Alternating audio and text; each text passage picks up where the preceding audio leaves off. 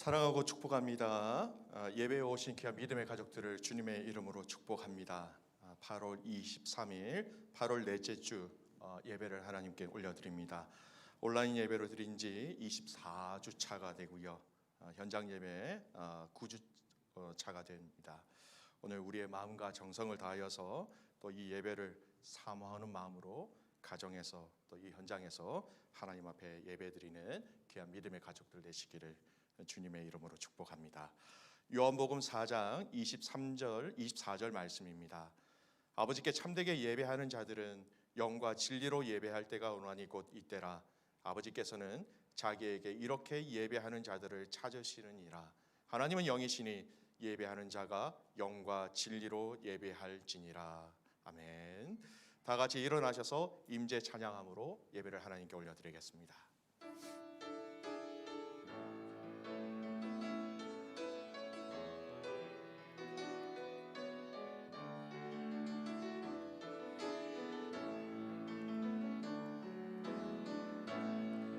하늘의 문을 여소서, 이곳을 주목하소서. 주를 향한 노래가 꺼지지 않으니 하늘을 열고 보소서. 이곳에 임재하소서. 주님을 기다립니다. 기도의 양기가 하늘에 닿으니 주여 임재하여 주소서. 이곳에 오셔서 이곳에 앉으소서. 이곳에서 드리는 예배를 받으소서. 주님의 이름만이 오직 주의 이름만 이곳에 있습니다. 이곳에 오셔서 이곳에 앉으소서. 이곳에서 드리는 예배를 받으소서. 주님의 이름만이 오직 주의 이름만 이곳에 있습니다. 사도신경으로 우리의 신앙을 고백하겠습니다. 나는 전능하신 아버지 하나님 천지의 창조주를 믿습니다. 나는 그의 유일하신 아들 우리 주 예수 그리스도를 믿습니다. 그는 성령으로 잉태되어 동정녀 마리아에게서 나시고 본디오 빌라도에게 고난을 받아 십자가에 못 박혀 죽으시고 장사된 지 사흘 만에 죽은 자 가운데서 다시 살아나셨으며 하늘에 오르시어 전능하신 아버지 하나님 우편에 앉아 계시다가 거기로부터 살아있는 자와 죽은 자를 심판하러 오십니다. 나는 성령을 믿으며 거룩한 공교회와 성도의 교제와 죄를 용서받는 것과 몸의 부활과 영생을 믿습니다. 아멘. 찬송가 304장 함께 찬양하시겠습니다.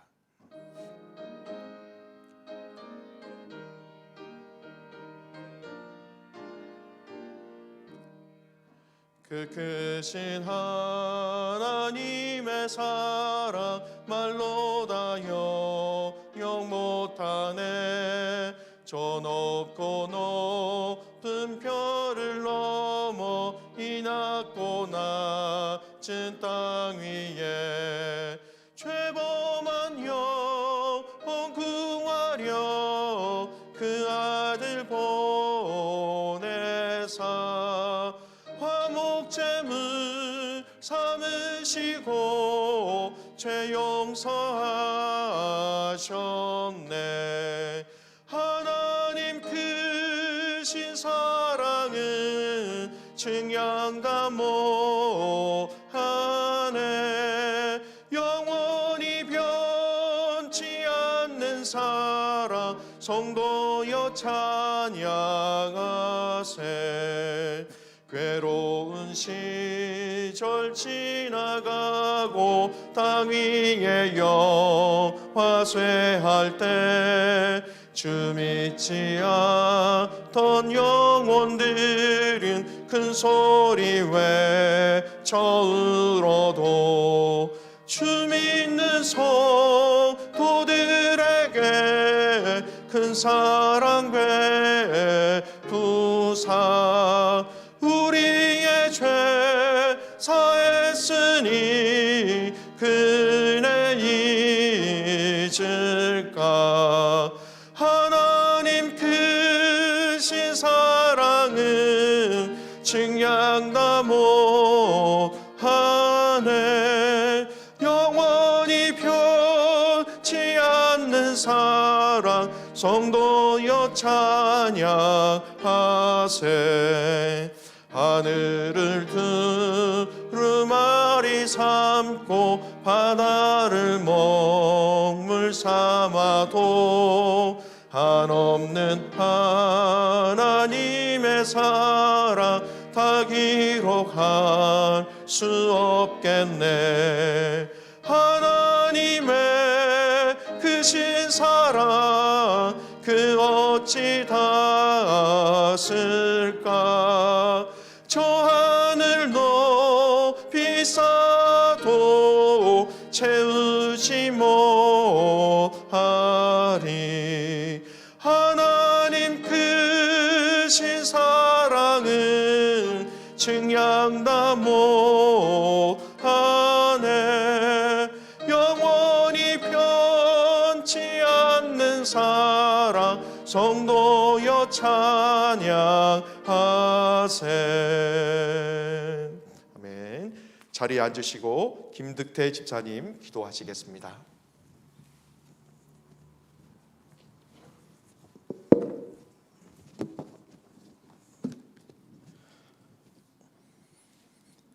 하나님은 우리의 피난처시오 힘이시니 환난 중에 만날 큰 도움이시라.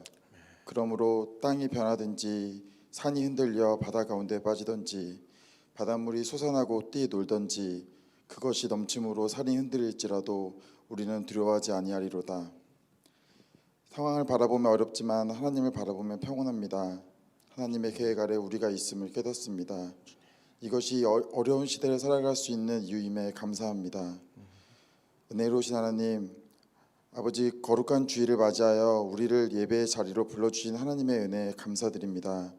이 시간 오직 주님만이 높임을 받으시고 영광을 받으시옵소서. 우리가 한 곳에 다 모일 수 없어서 이곳에서 또는 가정에서 예배를 드립니다. 서로 장소가 다를지라도 동일한 은혜와 축복으로 함께하여 주시옵소서. 지난 한 주간에도 저희는 하나님의 말씀대로 살지 못하였음을 고백합니다. 고통받는 이들의 아픔을 외면하였고 저희의 안락함을 먼저 추구하였습니다. 성경 말씀 공부와 기도를 소홀히 하였습니다. 하나님의 나라가 이 땅에 임하시기를 기도하기보단 저희 자신들의 세상적 필요를 위해 먼저 기도하였습니다. 남을 미워하고 정죄하였고 조롱하였습니다. 하나님, 이 시간 이 모든 죄악들을 예수 그리스도 이름을 의지하여 고백하오니 저희를 용서하여 주시고 다시는 이러한 죄들을 반복하지 않도록 붙들어 주시옵소서. 자비로우신 아버지, 온 세계는 아무도 예측하지 못한 상황 속에 있습니다. 우리가 항상 누려왔던 일상들이 이제는 할 수 없게 되었습니다. 사소한 일상들이 얼마나 고맙고 감사한 일이었는지를 깨닫습니다. 그러나 이 시간들을 통하여서 축복하시기를 원하시는 아버지의 마음을 깨닫는 시간이 되게 하시고 또한 이 팬데믹의 다음 시대를 준비하는 은혜가 있게 하여 주시옵소서. 그래야 기도가 더욱 깊어지며 감사의 제목들이 회복되는 은혜를 주시옵소서. 육신의 질병으로 고통 중에 있는 형제님과 자매님들을 위하여 기도합니다. 안진병을 일으키시고 장님의 눈을 보게 하신 주님의 능력을 고백하며 주님의 옷자락에서 전해지는 그 능력이 고통받으시는 모든 분들의 몸에도 나타나게 하시옵소서. 이제 하나님의 말씀 앞에 섭니다. 선포되어지는 말씀이 깨달아지는 은혜를 주시고 우리의 삶에 적용되게 하옵소서. 말씀이 머리에서 머물지 않게 하시고 행동하는 영성으로 살아가는 은혜를 주시옵소서. 어려운 시기에 사랑을 전하는 따뜻한 한 사람으로 넉넉히 살아내는 축복이 우리 모두에게 있게 하여 주시옵소서. 어려운 상황 속에서도 예배를 섬기는 모든 사역자들과 준비하시는 손길 하나하나 주님의 이름으로 축복하여 주시고 오직 하나님이 주시는 힘과 능력으로 섬기게 하여 주시옵소서. 예배의 시종을 주님께 부탁드립니다. 내 삶의 이유신 예수 그리스도 이름으로 기도드립니다. 아멘.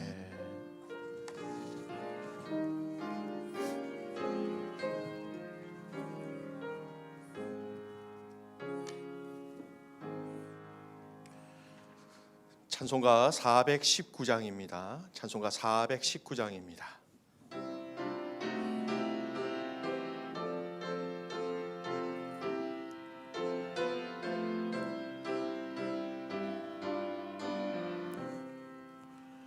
주 날개미 내가 편안히 쉬네. 밤 깊고 비바람 불어쳐도 아버지께서 날 지켜주시니 거기서 편안히 쉬리로다. 주 날개미 평안하다. 그 사랑 끊을 자니뇨.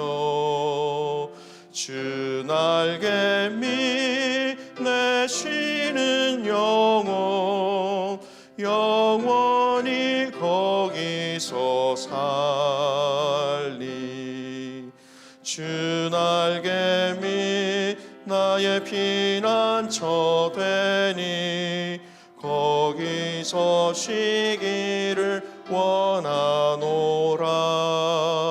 세상이 나를 위롭지 못하나 거기서 평화를 누리리라. 주 날개미 평안하다. 그 사랑 끊을 자니뇨. 주 날개미 내 쉬는 영혼 영원히 거기서 살리. 주 날개미 참된 기쁨이 있네. 고달픈 세상길 가는 동안 나 거기 숨어 돌보심을 받고 영원한 안식을 얻으리라. 주 날개미 평안하다. 그 사랑 끊을 자니뇨. 주 날개미 내 쉬는 영혼 영원히 거기서 살리. 아멘.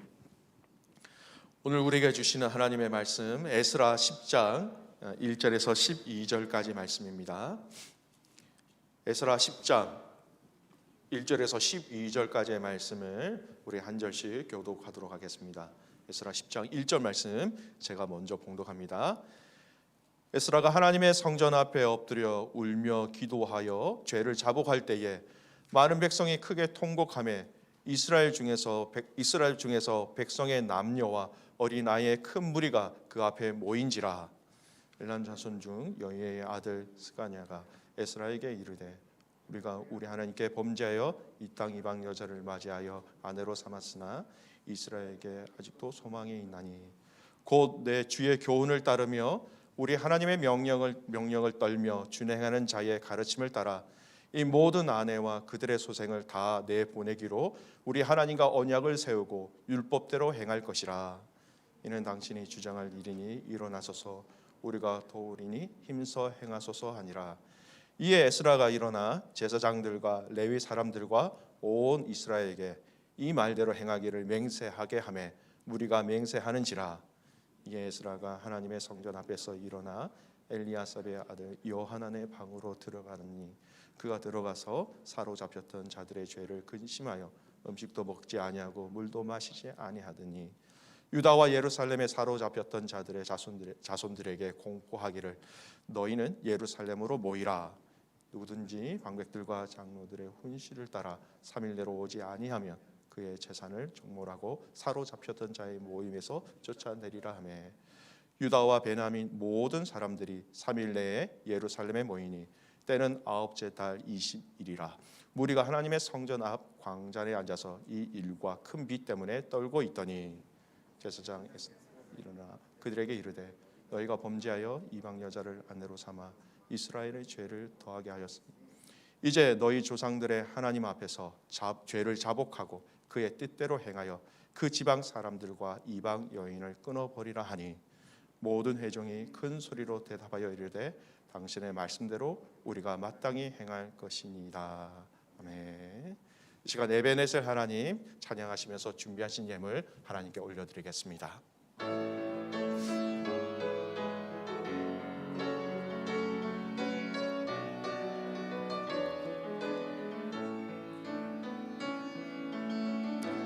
감사하신 하나님 에베네셀 하나님 살아계신 하나님 에베네셀 하나님 여기까지 인도하셨네. 감사하신 하나님 여기까지 인도하셨네. 살아계신 하나님 감사하신 하나님 에베네셀 하나님 살아계신 하나님 에베네셀 하나님 감사하신 하나님 에베네셀 하나님 살아계신 하나님 에베네셀 하나님 장래에도 인도하시리 감사하신 하나님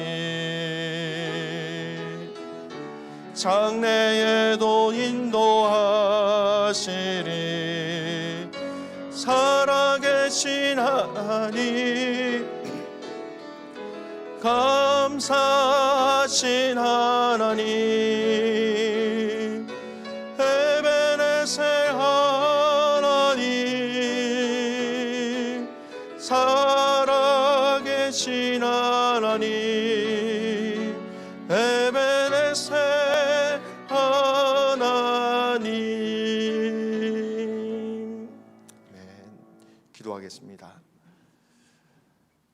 살아계신 우리의 아버지가 되시는 하나님, 감사와 찬송과 영광을 주님 앞에 올려드립니다. 지난 한 주간도 우리와 동행하여 주셔서 살피시고 입히시고 먹이시고 보호하여 주셨다가 오늘 각자의 자리에서 이렇게 예배할 수 있도록 우리를 불러주신 것 참 감사를 드립니다. 아버지 하나님, 오늘 우리를 불러주신 이 자리에서 주님 앞에 드리는 이 예배가 영과 진리로 드리는 예배가 되게 하옵소서. 하나님, 하나님의 말씀으로 하나님의 생각으로 하나님의 뜻으로 우리의 속을 가득 채워주시는 이 예배의 시간이 되게 하여 주시옵소서. 세상의 그 어떤 것도 아버지 하나님 우리에게 영원한 만족을 줄 수 없다는 것을 알기에 오늘도 주님 앞에 엎드립니다. 주의 은혜로 주의 사랑으로 우리를 채워주시고 우리를 안아주시옵소서. 살아가는 귀한 믿음의 가족들의 삶 가운데 여러 가지 형편 가운데 어려움과 아픔과 답답함에 있는 지체들이 있습니다.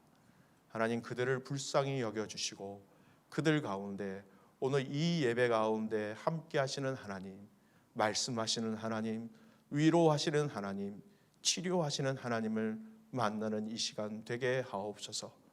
아버지 하나님, 전하는 자 듣는 자 모든 자가 주의 성령으로 하나 되게 하여 주셔서 성령이 깨닫게 하심으로 말미암아 한 말을 하며 한 방향을 가지고 함께 달려가는 하나 되는 귀한 가족들 되게 하옵소서. 아버지 하나님, 귀한 물질을 주님 앞에 올려드렸습니다. 이 물질 가운데 하나님의 영광이 드러나게 하시고 우리의 마음 또한 주님 앞에 올려드림이 아울러 말할 수 없는 기쁨이 되는 이 귀한 시간들 되게 하옵소서. 하나님 또한 기도하옵기는 우리의 자녀들을 주님 손에 올려드립니다. 예배하는 자녀들, 엎드리는 자녀들, 기도하는 자녀들, 주님 사랑하는 자녀들 되게 하여 주셔서 하나님 이 코로나의 기간이 주님과 더욱더 가까워지는 시간들 되게 하옵시고 주님을 만나는 시간 되게 하옵시고 예배함이 무엇인지 하나님 바르게 배워갈 수 있도록 이 시간들을 하나님 축복하여 주시옵소서. 하나님 사랑하는 귀한 부모님들이 이 아이들에게 올바른 예배의 모습들을 보여줄 수 있도록 축복하여 주셔서 가정 안에서의 예배와 그 하나님을 부르짖는 그 입술의 고백을 들으시고 응답하시고 열매 맺을 수 있도록 하나님 축복하옵소서. 우리가 이 시간 주의 말씀 앞에 엎드립니다. 주님 말씀하실 때에 성령으로 임하여 주시옵소서. 그렇게 가시 하나님을 신뢰하며 살아계시는 예수님의 이름으로 기도드리옵나이다. 아멘.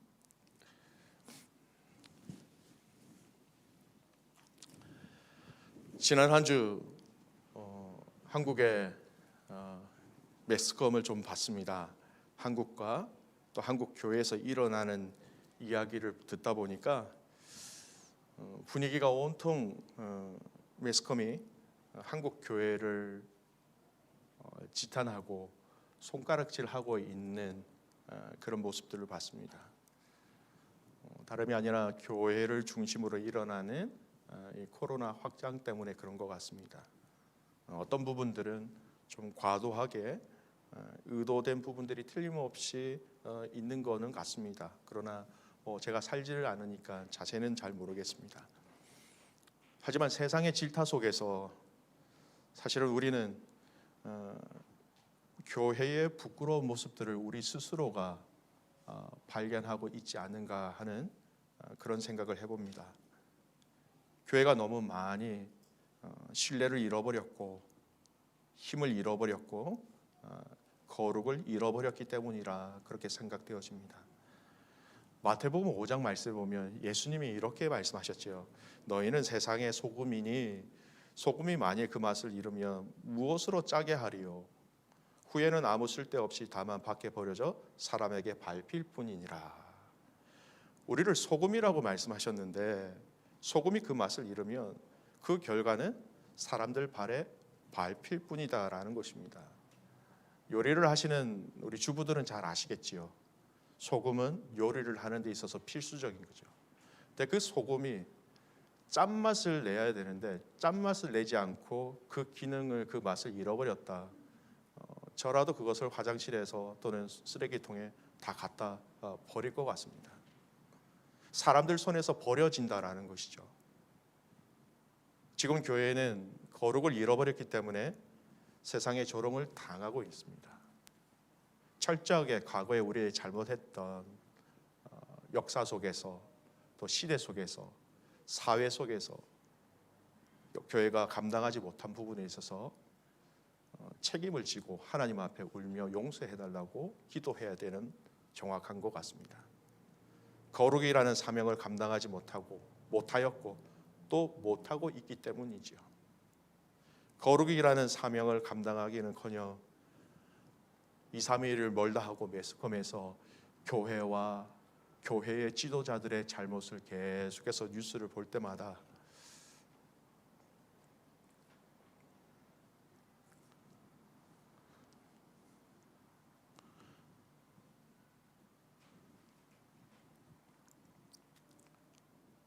하나님의 이름을 빙자하여 죄와 그 문제 가운데 교회가 성도가 있는 모습을 볼 때마다 참 하나님 앞에 죄송한 마음이 많이 들었습니다.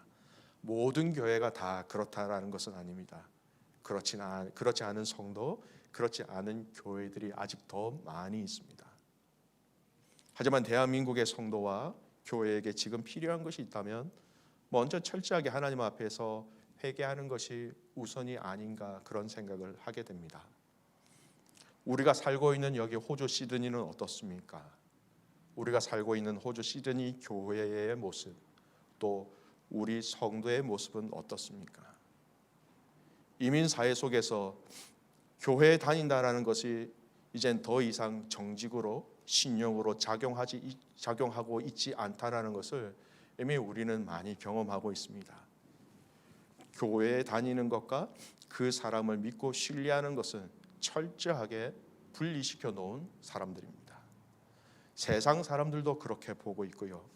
심지어는 이곳에서 신앙생활하는 우리들도 때로는 신앙 따로 또 생활 따로 분리해서 살고 있기 때문입니다. 조국 대한민국의 교회뿐만 아니라 이렇게 바닥에 떨어진 시드니 안에서의 교회의 거룩을 위해서 우리는 책임을 가지고 하나님 앞에 엎드려 회개해야 할 그런 단계인 것은 부인할 수 없을 것 같습니다. 다음 주 이사야 말씀을 가지고 묵상하는 것을 이제 마치게 됩니다. 이사야 39장까지 말씀을 묵상하고 난 이후에는 이제 다른 말씀을 묵상하고 이사야 말씀은 추후에 다시 순서가 돌아올 때 묵상하게 될 것입니다. 거의 2달 꽉 채워서 이사야 이 말씀을 묵상하는데요. 이사야에서의 말씀 패턴이 있다라고 말씀을 드렸지요. 하나님의 심판 또 하나님의 회복 계속 반복되어진다라는 것입니다. 아주 지겨울 정도로. 처음에는 그 말씀이 우리에게 굉장한 경각심을 가지게 하셨고 깨닫게 하셨는데 너무나 많이 반복되어지다 보니 어떻게 보면 지금 우리가 이 이사야서를 마칠 때쯤 이 말씀이 우리에게 너무 무덤덤하게 다가오지는 않는지 하는 생각을 하게 됩니다. 여러분, 하나님은 이렇게 같은 이야기를 왜 계속해서 반복해서 이야기하시는 걸까요? 어린아이도 아닌데 왜 자꾸 같은 내용을 계속해서 반복해서 이스라엘 백성들에게 또 이스라엘 백성들에게 하신 이 말씀을 또 저와 여러분에게 계속해서 말씀하고 계실까요? 2가지의 관점으로 바라봤으면 좋겠습니다. 하나는 하나님의 사랑의 관점입니다. 하나님이 너무 이 백성들을 사랑하셔서 그냥 심판하셔도 되는데 돌아오라고 그들에게 기회와 회복과 소망의 메시지를 계속해서 주시기 때문에 1-2번 하시고 끝내도 되시는데도 불구하고 반복하는 것은 이 반복 속에 하나님의 사랑이 녹아져 있기 때문입니다. 또 다른 관점은 바로 회개하지 않는 이스라엘 백성들 때문입니다. 회개하여 하나님께로 돌아왔으면 이렇게 하나님도 반복해서 말씀하실 필요가 없었지요. 회개하라고 하지만 그들은 정말 고집스럽게도 회개하지 아니하고 하나님께로 돌아오지 않았기 때문입니다. 혹 그들 안에서 회개의 사건이 있었다 하더라도 그들의 삶 속에서의 진정한 회개는 일어나지 않았기 때문입니다. 이사야 말씀을 처음부터 묵상하기 시작하면서 저에게 주신 마음이 하나 있었습니다. 그것은 바로 회개라는 것입니다. 이스라엘 백성들에게 지금 필요한 것은 회개인데 이스라엘의 회개하지 않는 모습들을 보면서 또 그들의 잘못된 회개의 모습들을 보면서 오늘 우리가 하나님 앞에서 혹시 이렇게 살아가고 있지는 않은지, 회개를 한다고 하지만 하나님이 알지 못하는 회개, 하나님이 인정하지 않는 회개, 하나님이 받지 않는 회개를 우리가 혹시 하고 있지는 않은지 우리 자신들을 점검해야 한다라는 부담감을 참 많이 주셨습니다. 여러분, 열심히 회개한다고 하였지만 하나님이 모르시는 회개라면 여러분 그것이 얼마나 무섭고 끔찍한 일이 될까요? 회개는 우리가 주님께로 가는 유일한 길인데요. 그 길을 하나님께서 나는 모르겠다라고 말씀하신다면 이건 저주 중에 가장 큰 저주가 아닐까 생각되어집니다. 오늘 읽은 이 본문의 말씀은 우리에게 회개가 어떻게 일어나는지 그리고 우리가 어떻게 회개해야 하는지를 잘 보여주는 말씀입니다. 저와 여러분이 이 말씀을 통해서 우리의 삶, 우리의 모습 속에서 하나님이 원하시고 인정하시는 회개의 본질들을 발견하고 또 회개를 우리의 삶 속에서 실제로 열매 맺을 수 있는 그런 우리의 삶이 되시기를 주님의 이름으로 축복합니다. 오늘 본문의 내용을 잠깐 설명을 해드리고 본문으로 들어가고자 합니다. 오늘 본문의 배경은요, 하나님께서 에스라를 중심으로 해서 이 바벨론이라는 땅에서 이스라엘 백성들을 돌아오게 하십니다. 그런데 그 돌아온 첫 번째 그룹이 아니라 두 번째 그룹입니다. 70년 포로 생활을 마치고 돌아왔습니다. 두 번째 그룹이 예루살렘 성에 도착하였습니다.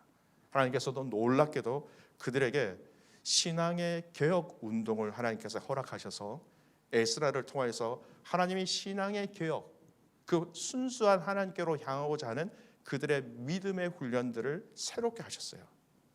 그리고 이 신앙 개혁의 적용의 핵심은 바로 오늘 읽은 본문인 이방 여인과 통혼의 문제로 이어지게 되었습니다. 이미 뚜껑을 열어보니, 이미 돌아온 사람들을 다시 한 번 더 점검해 보니 제사장도 많은 백성의 지도자들도 이방 여인을 아내로 삼아 결혼하고 심지어는 자녀들을 두고 있었다라는 것이죠. 70년이라는 세월은 충분히 이 일들이 일어나고도 남을 만한 시간적인 여유가 있습니다. 이를 보고 들은 에스라가 먼저 하나님 앞에 엎드려 기도하기 시작합니다. 여러분, 모든 신앙 개혁의 운동, 부흥의 시작은, 변화의 시작은 바로 회개에서 시작됩니다. 오늘 1절 말씀을 한번 보십시오. 제가 읽겠습니다. 에스라가 하나님의 성전 앞에 엎드려 울며 기도하여 죄를 자복할 때에 많은 백성이 크게 통곡하며 이스라엘 중에서 백성의 남녀와 어린 아이의 큰 무리가 그 앞에 모인지라. 읽지는 않았지만 이미 9장에서 에스라는 백성의 지도자들에게 이 백성들이 이미 통혼하였다라는 이야기를 듣고 하나님의 거룩한 백성이라는 이 이름이 이미 무너져 버리고 깨어져 버렸다는 것을 너무너무 슬퍼하면서 속옷과 겉옷을 찢고 수염을 뜯으며 하나님 앞에 울며 기도하였습니다. 여러분, 옷을 찢는다라는 것은요, 그만큼 힘들고 괴롭고 통탄한다라는 것이죠. 더 나아가서 수염을 뜯으며, 여러분, 수염을 깎는 게 아니에요. 수염을 뜯는다라는 거예요. 그만큼 고통스럽고 아프다라는 것입니다. 그 기도가 계속해서 이어지는 장면이 바로 오늘 읽었던 1절의 말씀입니다. 계속해서 하나님 앞에 가슴을 치며 울며 수염을 뜯으며 기도한 그 기도가 계속해서 이어지자 백성들이 함께 통곡하기 시작하였고 어린 남녀 아이들까지 모여 큰 무리가 되었다라고 오늘 1절 말씀은 그렇게 얘기합니다. 여러분, 한 사람의 눈물의 회개, 그 회개를 통하여서 많은 백성들이 함께 통곡하고 많은 백성들이 함께 모이게 되었다라는 것이죠. 여러분, 우리에게는 필요한 것이 하나님 앞에서 지금 이 시대를 보면서 우리에게 필요한 것이 있다면 회개하는 한 사람이 필요하다라는 것입니다. 저희는 약 2달 정도 이 이사야 말씀을 묵상하면서 여러분 기억을 한번 되새겨 보십시오. 되돌려 보십시오. 제사장과 백성들 중에서 이렇게 하나님 앞에 나와 회개하면서 우리의 죄를 용서해 달라고 그렇게 부르짖은 사람을 여러분 이사야를 빼고 이사야서 안에서는 그 어느 누구도 찾아보기 힘들었습니다. 이 심판의 말씀에 마음을 찢으며 눈물을 흘리며 통회하는 자를 찾아볼 수가 없었습니다. 우리는 무엇인가 큰 일을 잘 이룰 수 있는 능력이 있는 사람을 필요한 것으로 알고 있습니다. 저 사람 능력이 있어. 저 사람 저럴 만한 충분한 능력이 있어. 하지만 하나님이 주신 마음을 가지고 이 땅의 죄악들 또는 우리의 죄악을 가지고 하나님 앞에 먼저 엎드려 회개하는 한 사람이 필요한 시대입니다. 이 시대는 얼마나 큰 일을 할 수 있는가라는 것을 찾는 것이 아니라 얼마나 하나님 앞에서 하나님 아버지의 마음을 가지고 절규하며 통회하며 회개하며 하나님 앞에 엎드리는 한 사람이 필요한 시대가 되었다라는 것입니다. 눈물의 선지자 여러분 예레미야라고 아시죠? 동일하게 예레미야를 통해서 하나님은 한 사람을 찾고 계심을 우리에게 가르쳐주고 계십니다. 예레미야 5장 1절 말씀입니다. 같이 말씀을 읽겠습니다. 너희는 예루살렘 거리로 빨리 다니며 그 넓은 거리에서 찾아보고 알라. 너희가 만일 정의를 행하며 진리를 구하는 자를 한 사람이라도 찾으면 내가 이 성읍을 용서하리라. 여러분, 하나님의 용서는 한 사람이면 충분했습니다. 한 사람이라도 있으면 내가 이 성을 용서하겠다라고 말씀하신 거예요. 진정한 회개를 위해서 필요한 것은 진정한 마음으로 회개하는 한 사람이 먼저 있어야 한다는 것이죠. 창세기 19장에 보면 소돔과 고모라 땅에서 하나님은 의인을 찾으셨습니다. 50명, 45명, 40명, 30명 점점 줄어들다가 20명, 10명까지 내려왔습니다.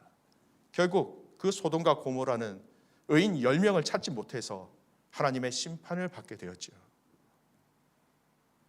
그 성의 많은 사람들 중에서 단 10명이라는 이 소수의 인원이 하나님 앞에 회개하고 하나님 앞에 기도하고 하나님 앞에 울부짖었다면 그 성읍은 하나님의 심판을 면하게 되었을 것입니다.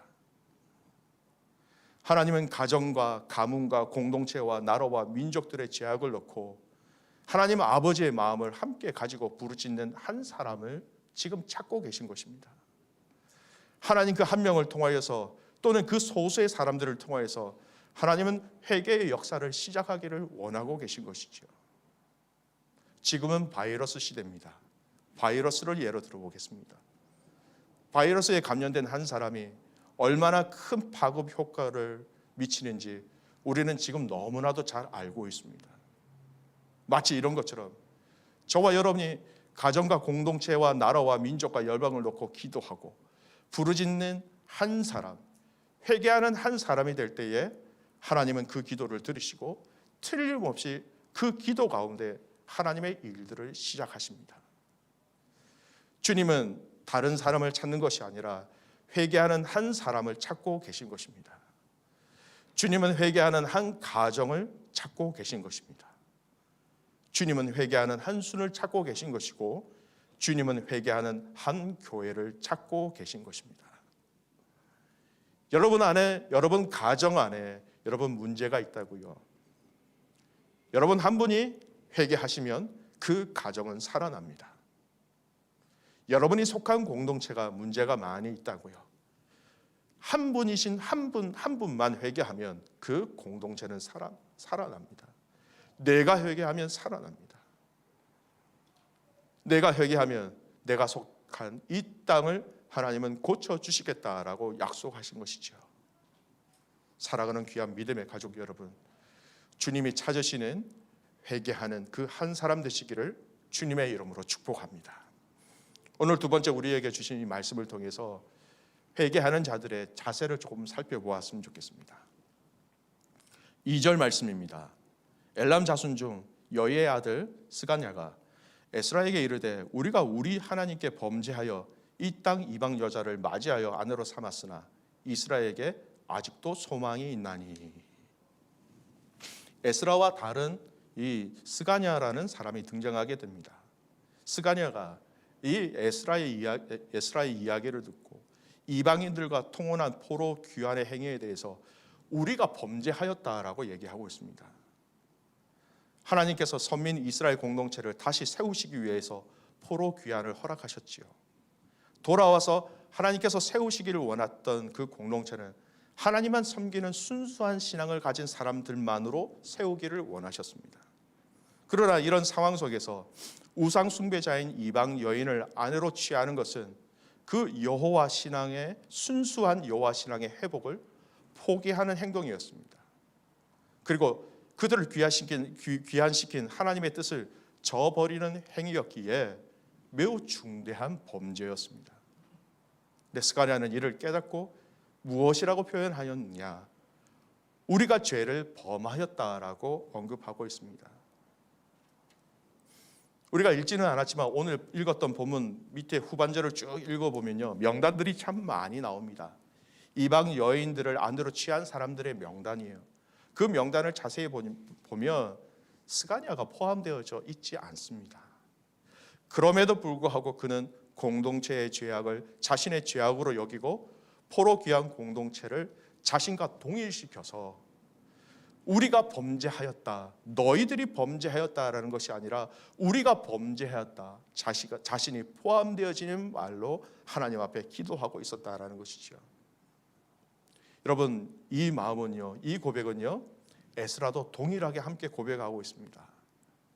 읽지는 않았지만 에스라 9장 6절 말씀을 잠깐 함께 읽도록 하겠습니다. 이 앞장의 말씀입니다. 에스라 9장 6절 말씀 함께 합니다. 말하기를 나의 하나님이여 내가 부끄럽고 낯이 뜨거워서 감히 나의 하나님을 향하여 얼굴을 들지 못하오니 이는 우리의 죄악이 많아 정수리에 넘치고 우리 허물이 커서 하늘에 미침이니라. 에스라와 스가냐가 자기 민족의 범죄를 자신의 죄로 여길 수 있었던 것은 자신과 동족 이스라엘을 한 운명 공동체로 여기는 강한 연대 의식이 있었기 때문입니다. 우리는 이것을 신약적인 표현으로 이야기한다면 영적인 한 몸이다라고 얘기하는 것이죠. 그들의 구속사의 주인이신 하나님께서 선택하신 이스라엘의 일부의 타락은 선민 공동체 전체의 타락으로 연결되어질 수 있다는 영적 지각이 있었기 때문입니다. 일부가 타락했다 하더라도 이스라엘 공동체가 지녀야 할 하나님의 백성으로서의 거룩함을 상실케 하는 것으로 선민 공동체 전체를 와해할 수 있었다라는 것을 알고 있었기 때문입니다. 사랑하는 귀한 믿음의 가족 여러분, 저와 여러분에게 있어야 할 기도의 마음과 기도의 자세가 이거인 것 같습니다. 그들의 죄악을 보면서 이것이 나의 죄악으로 여겨질 만큼 한몸 신앙 공동체의 마음을 가진 자로서의 기도가 우리에게 필요하다라는 것이죠. 저와 여러분에게 성령께서 이 마음을 가득 부어주시기를 주님의 이름으로 축복합니다. 주님께서 우리에게 가르쳐 주신 그 기도 문구 가운데 이 말씀의 내용이 함께 포함되어 있습니다. 우리에게 가르쳐 주신 기도 문구, 주 기도문을 얘기하는 것이죠. 마태복음 6장 12절 말씀입니다. 우리가 우리에게 죄 지은 자를 사하여 준 것 같이 우리 죄를 사하여 주시옵고.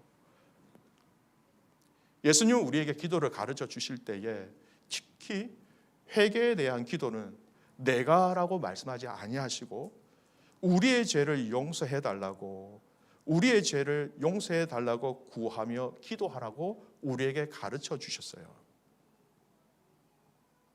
이걸 잘 적용해 보면 신앙생활 하는 가운데 여러분 나와 상관없는 믿음의 가족들은 아무도 없다라는 것이죠. 믿음의 공동체 안에서 연약한 지체들이 있을 수 있습니다.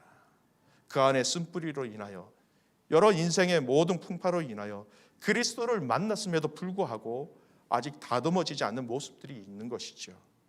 그들의 연약함을 볼 때에 그들을 정죄하는 것이 아니라 마음을 함께하여 기도하라라고 우리 주님이 우리에게 명령하신 삶의 원리입니다. 그들의 허물을 나의 허물로 알고 그들의 연약함을 나의 연약함으로 알고 그 공동체의 연약함을 우리 공동체의 연약함으로 함께 마음을 같이하여 기도할 때에 하나님은 그 기도 가운데 우리의 많은 것들을 고쳐주십니다. 여러분 그렇게 기도할 때에 나에게 큰 상처를 준 사람, 나에게 큰 상처를 준 대상, 나에게 큰 상처를 준 그 공동체를 향하여 오늘 주신 이 마음을 가지고 우리가 기도할 때 여러분 그 기도 가운데 하나님은 온전한 회복을 주십니다. 온전한 용서를 우리에게 주세요. 그들을 주님의 마음으로 온전히 받아들일 수 있는 마음의 공간들을 그때부터 하나님께서 우리에게 주시기 시작하는 것이죠. 다시 한번 저와 여러분에게 하나님께 주시는 그 마음이 가득 넘쳐나기를 주님의 이름으로 축복합니다. 세 번째, 오늘 이 말씀을 통하여 회개의 실제적인 부분들을 좀 살펴보고자 합니다. 저도 그렇고요. 많은 성도들이 잘 되지 않는 회개의 부분이기도 합니다. 오늘 본문의 말씀은 이스라엘 백성들의 그 회개 과정을 참 그 롤 모델들을 우리에게 자세히 보여주는 이 말씀이에요. 먼저 그들의 죄를 자복합니다. 읽었던 1절 말씀인데요. 한 번 더 읽겠습니다. 에스라가 하나님의 성전 앞에 엎드려 울며 기도하여 죄를 자복할 때에 많은 백성이 크게 통곡하며 이스라엘 중에서 백성의 남녀와 어린 아이의 큰 무리가 그 앞에 모인지라. 여러분, 자복한다라는 것입니다. 자복, 자신의 죄를 깨닫고 하나님께 스스로 고백하는 행위를 자복이라고 합니다. 자신이 지은 죄에 대해서 극도로 애달파하는 심경, 그래서 그것이 금식으로 베옷을 입고 머리에 티끌을 쓰는 그런 상징적 행위, 모든 것을 자복이라고 말씀드릴 수 있습니다. 여러분, 이 자복이라는 단어는요, 헬라어로 몰로게오라는 단어로 쓰입니다. 엑소 해서 어디서 좀 나온다라는 어원이 있죠. 아무래도 좀 느낌이 드시죠. 엑소라는 단어, 자복하다, 엑소몰로게오. 이 단어는 세 가지 의미로 축약되어집니다. 고백하다, 제가 이런 잘못을 했습니다 라고 고백한다는 것이죠. 자복한다라는 것은. 두 번째, 동의한다라는 말이 있습니다. 저를 향해서 하나님께서 지적하신 그 지적에 대해서 제 잘못을 인정합니다, 동의합니다라는 거예요. 세 번째, 약속하다라는 의미가 있습니다. 앞으로는 잘못을 절대 범하지 않겠습니다, 바르게 살겠습니다. 자복, 엑소몰로게오라는 것이죠. 근데 이 세 가지 의미의 공통점은요, 또 자복의 메인적인 부분들은 입으로 말로 한다라는 것입니다. 하나님께 고백합니다. 하나님, 저의 잘못을 인정합니다. 앞으로는 다시 이렇게 살지 않겠습니다. 울며 통곡하며 통탄하며 자복하고 있는 모습이죠. 여러분, 자복은요, 큰 소리로 대성통곡을 하면서 하는 것도 자복입니다. 작게 자복을 해도 자복을 하는 것이죠. 그런데 오늘 본문에서 자복한 이스라엘 백성들이 한 걸음 더 나아가 행동으로 옮기는 이 영역들을 저와 여러분은 굉장히 눈여겨봐야 할 부분입니다. 3절 말씀 제가 읽겠습니다. 이제 너희 조상들의 하나님 앞에서 죄를 자복하고 그의 뜻대로 행하여 그 지방 사람들과 이방 여인을 끊어버리라 하니 모든 회중이 큰 소리로 대답하여 이르되 당신의 말씀대로 우리가 마땅히 행할 것이요. 모든 백성들이 하나님 앞에서 일단 먼저 자복을 했습니다. 그래요, 맞아요, 주님. 우리가 이렇게 살지 말았어야 하는데 당신 말이 맞습니다. 철저하게 당신 말이 옳아요. 우리 이렇게 잘못했습니다. 그리고 다시는 이 잘못을 저지르지 않겠습니다라고 자복했다라는 거예요. 그런데 오늘 읽은 3절 말씀은 실제적으로 그들이 잘못한 행위에 대해서 원상태로 되돌리는, 너무나도 힘들고 어렵고 아팠지만 대가지불이 너무너무 컸지만 자복으로 끝나지 아니하고 그 잘못된 행위에 대해서 원상태로 돌려놓는 행위를 하였다라는 것입니다. 성경은 이것을 온전한 회개라고 말씀하는 거예요. 회개하다, 메타노에오, 메타, 원적으로 좀 뒤에 있다, 뒤라는 의미들이 많이 있죠. 이 회개하다, 메타노에오라는 이 단어가 가지고 있는 세 가지 뜻이 있습니다. 돌아서다, 뒤쪽으로 향한다라는 것이죠. 길을 바꾼다라는 거예요. 잘못된 길을 들었으면 길을 돌이키든지 맞는 길로 찾아간다라는 것입니다. 움켜쥔다라는 것입니다. 잘못된 것을 내가 움켜쥐었으면 이제 실제적으로 내 손에서 그것을 내어 던진다라는 것입니다.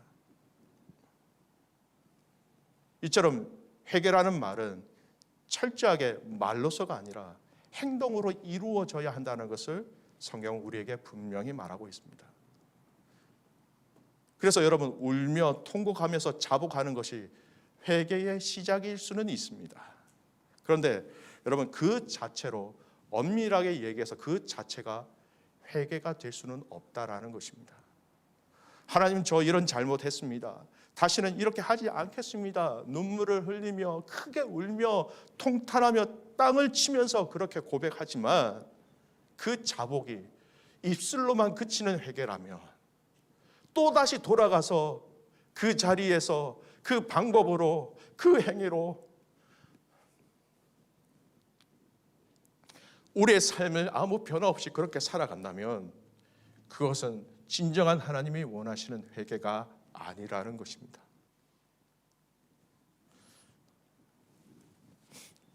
우리가 회개를 자주 언급하지만 회개가 이러한 삶으로 연결되지 못할 때가 너무나 허다합니다. 많은 그리스도인들이 이 자복하는 것과 회개를 가장 혼동하고 있는 것이죠. 자복하면 회개했다라고 얘기합니다. 여러분, 자복도 필요해요. 자복의 단계가 있어야죠. 자복의 단계가 없이 어떻게 회개하며 삶이 변하겠습니까? 하지만 자복하는 단계가 있고 삶에 대한 변화가 없으면 그 자복은 영향력이 없다라는 것입니다. 하나님이 원하시는 그 회개는 자복으로 시작해서 삶까지 이어지는 내 말과 내 생각과 내 결정이 달라지는 삶까지의 변화를 원하시는 것이 하나님이 기뻐하시는 회개라는 것입니다. 울며 통곡하며 소리 지르며 하나님 앞에 용서해 달라고 기도할 때가 있습니다. 귀한 경험입니다. 너무나 소중한 일입니다. 이 시대에 이 자복의 소리라도 좀 들렸으면 좋겠습니다.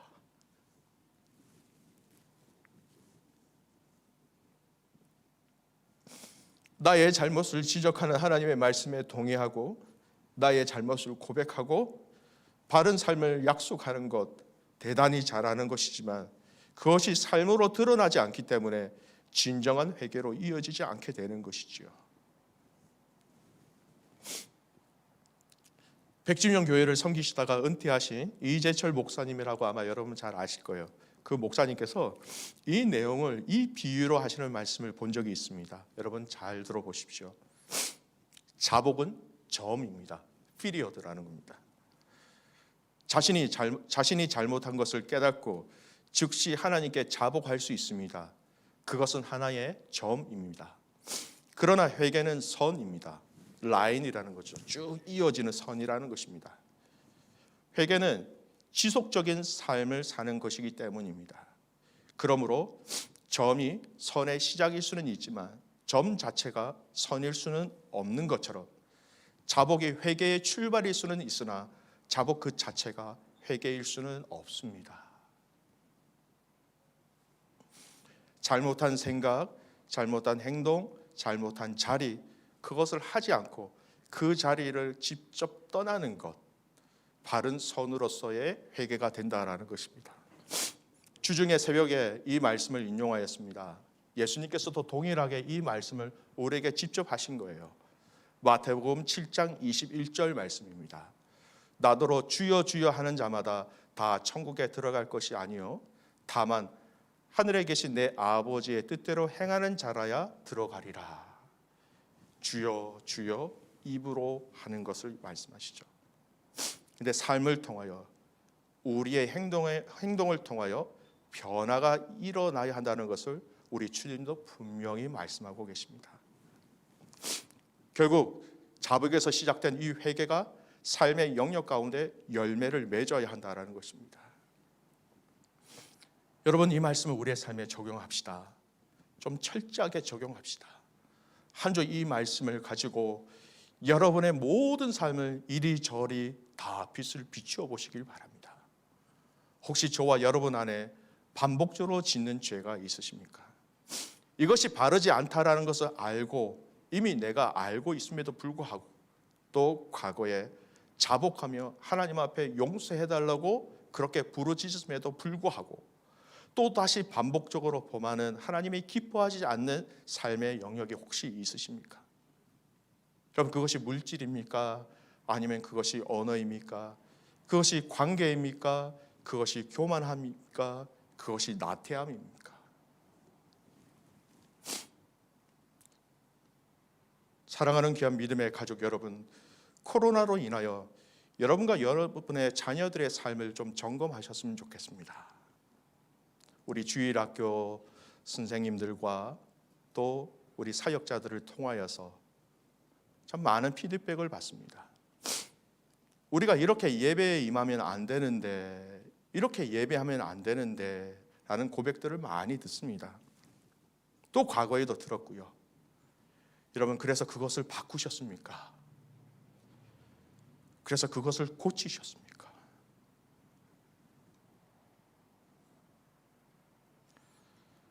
하나님이 원하시는 것은 우리가 하나님에게 미안하고 죄송한 마음을 올려드리는 것보다 더 원하고 계신 것이 있지요.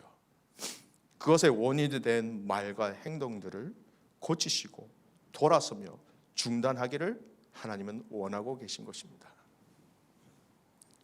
여러분, 이미 여러분이 답을 알고 있음에도 불구하고 여러분을 다시 넘어지게 하는 것들에 대해서 여러분, 예수 그리스도의 그 보혈의 능력으로 이기시고 승리하셔서 진정한 회개의 열매가 여러분 삶 가운데 맺어지시기를 주님의 이름으로 축복합니다.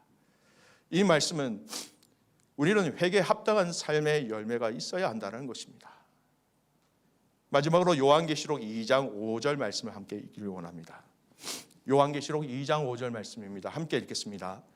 그러므로 어디서 떨어졌는지 생각하고 회개하여 처음 행위를 가지라. 만일 그리하지 아니하고 회개하지 아니하면 내가 내게 가서 내 촛대를 그 자리에서 옮기리라. 여기의 말씀도 회개하라라는 말씀을 주시죠. 그리고 처음 행위를 가지라고 말씀하십니다. 처음 행위가 무엇입니까? 지금 행위가 아니라는 거예요.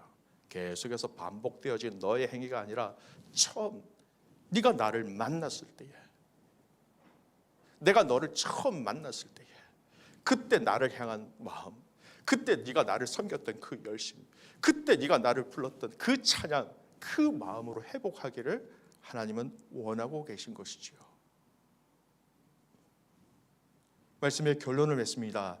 개인의 삶에서 여러분, 자복에서 회개까지 이어지는 은혜가 있기를 주님의 이름으로 축복합니다.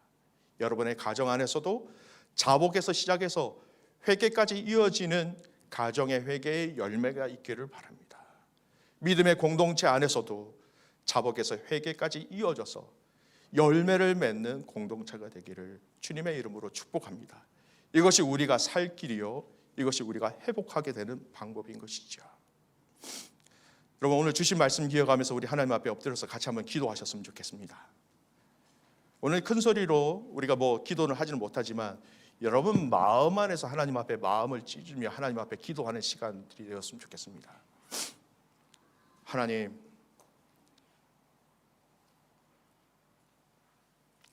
먼저 우리를 불쌍히 여겨주셔서 그 예수 그리스도의 보혈로 다시 한 번 더 우리를 만져주시고 강팍해진 우리의 마음을 하나님 주의 보혈로 만져주시고 씻겨주시기를 원합니다. 그래서 하나님, 나의 삶이 자복에서 시작되어서 회개로 이어지는, 회개가 열매로 맺혀지는 우리의 삶이 되게 하여 주십시오.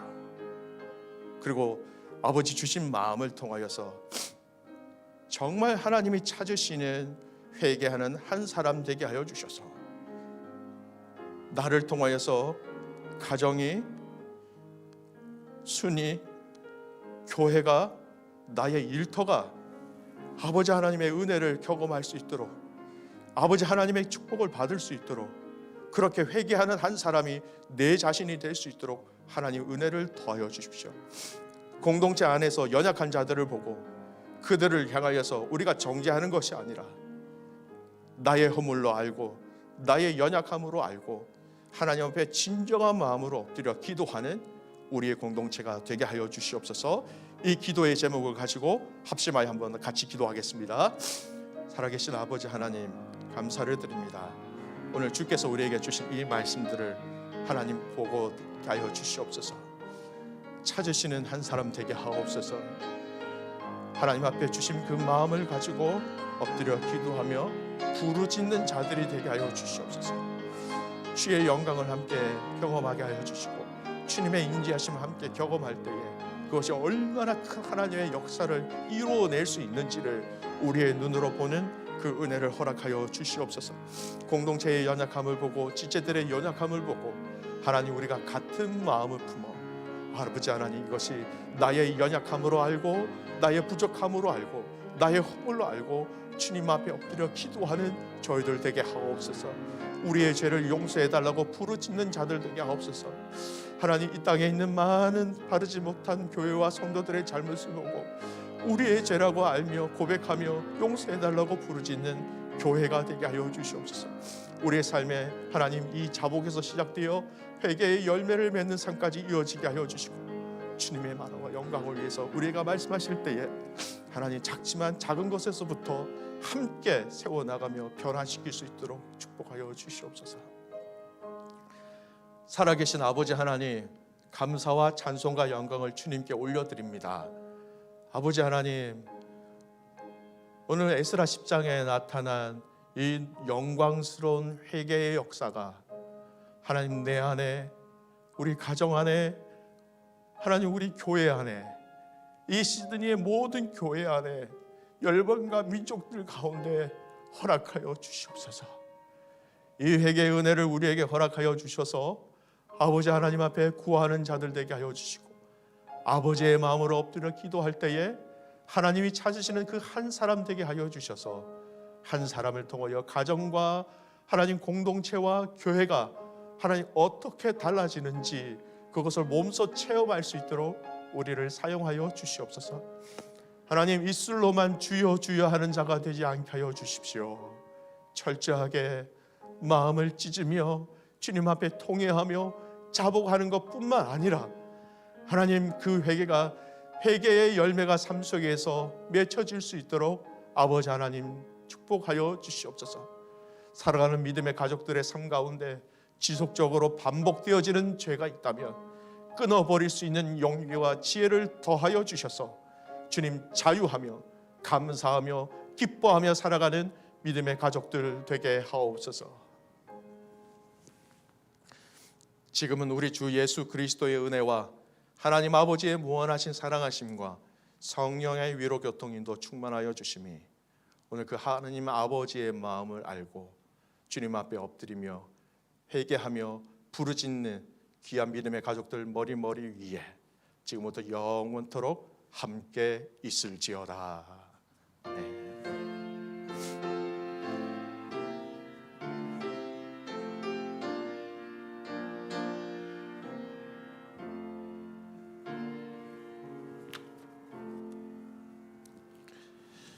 잠시 광고 말씀드리도록 하겠습니다.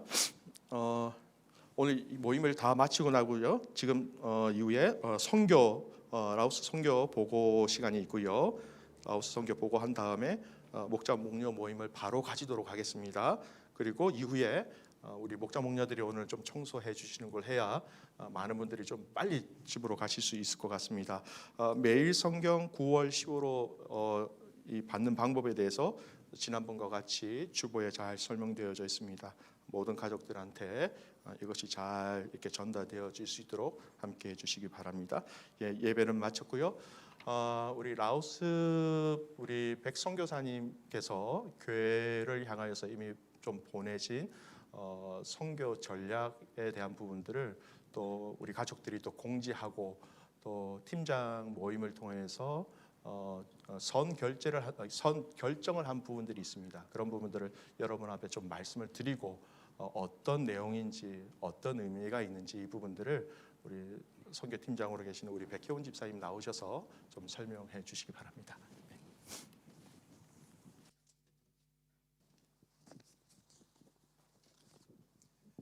네, 라오스 백 부장님의 연구원 설립 프로젝트를 소개해 드리겠습니다. 백 부장님은 그동안 라오 코리아 대학 사역을 통하여 라오스 북쪽에 위치한 루앙남타의 소수부족 학생들을 장학생으로 키우고 양육하고 있었습니다. 이제 3년이 지나 졸업생들이 나오고 있으며 하나님의 은혜로 이들 중에는 믿는 자들까지도 생겨났습니다. 그러나 이들이 졸업하고 다시 고향에 가서 농사를 짓는다면 그간 배운 일과 믿음 또한 무용지물이 되기 때문에 보다 더 전문화된 교육과 전문적인 일자리 창출을 통한 생활의 자립과 신앙의 훈련을 할 수 있는 그런 장소가 필요하게 되었습니다. 이에 라오스에 IT 연구원을 개설하여 이들에게 일자리를 제공하고 신앙인으로 거듭나게 만들려고 합니다. 지금까지의 그 해외 선교가 대부분 시술구축의 사역이었다면 저희는 현지인 인재 양성에 더욱 집중할 것입니다. 그래서 저희 교회의 선교 비전이기도 하지만 새로 설립될 라오스 연구원의 그런 선교 비전은 신앙의 자립, 하지만 이곳에서 신앙의 자립을 이루기 위해서는 반드시 생활의 자립이 필요합니다. 그래서 신앙의 자립과 생활의 자립, 그리고 그분들이 리더십으로 갖추어지는 이런 저희가 비전을 가지고 집중할 예정입니다. 본 연구원의 역할로는 첫째, IT 전문 강사를 육성하여 전국의 학교를 대상으로 IT 교육을 함으로써 라오스 교육 발전에도 이바지할 뿐만이 아니라 이를 통한 일자리 창출도 이룰 수 있습니다. 그리고 향후 이런 전문 현지인 IT 인력들이 굳건한 신앙인으로 거듭나서 고향이나 지방으로 돌아가서 자리를 잡고 복음 사역 또한 함께 감당할 수 있도록 하는 것이 저희의 목표입니다. 두 번째는 연구 분야인데 특별히 공부에 은사가 있는 학생들이 있다고 합니다. 그 사람들을 중심으로 관련 분야에 집중하여 더 공부하고 연구할 기회를 주어 전문가로 양성하는 것입니다. 즉 석사, 박사 과정까지 마친 전문 인력을 양성하는 것입니다.